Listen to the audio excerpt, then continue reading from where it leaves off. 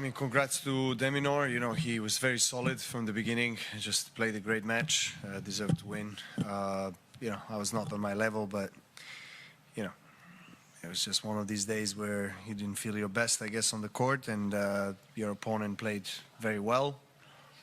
And that's all I can say, you know. I have plenty of time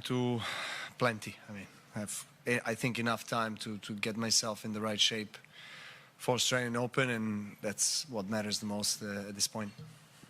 How is that wrist, and how much did it impact you tonight in that match, and do you think you'll be okay for the Australian Open? I think I'll be okay, to be honest, but, you know, it did have quite an impact, you know, particularly in the forehand and serve, but again, I don't want to be spending too much time talking about it and taking away credit of the victory from Deminor. I mean, he was just very solid, and as he always is. Congrats to him, to Australian team, and you know, it is what it is for us. I guess we move on, and for me, with my thoughts in Melbourne. What was the exchange with the physio? What was the issue over there? Well, I mean, I asked for the medical timeout, but he said that you know, you can't get the medical timeout. You can only get a changeover if the injury is already existing. He explained. So I didn't understand really what that means. But he said that I told him that it was improving, so that's why he didn't think that I should get a medical timeout. And I said it was improving before the match, but then as the match progressed, yesterday and also today particularly, it was getting worse, so I needed treatment. He didn't want to give me one, so that's all. There's not much more I can say.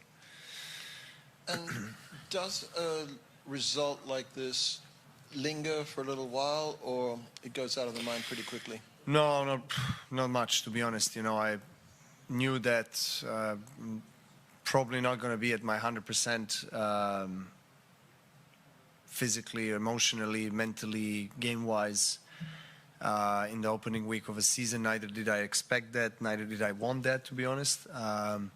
It's all a part of the build-up for Australian Open, you know, so that's where I want to perform at my best. And so again, you know, it's never nice to lose a match, of course, but you know, it's not really going to stay with me much.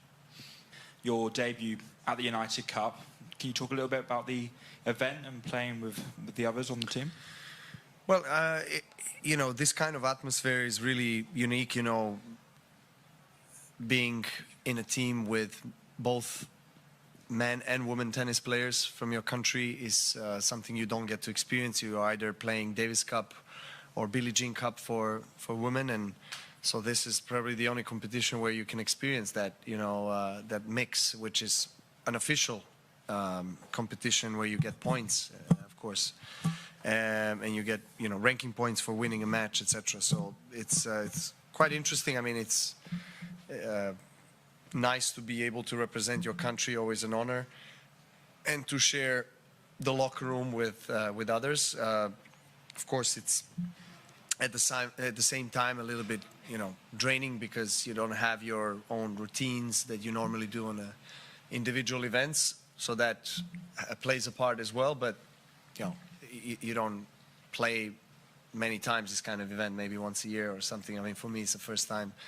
But I did enjoy it, you know. I think it was a really good, cool atmosphere, and we you know, had fun, and you know, that's, in the end of the day, those kind of memories stay with you forever.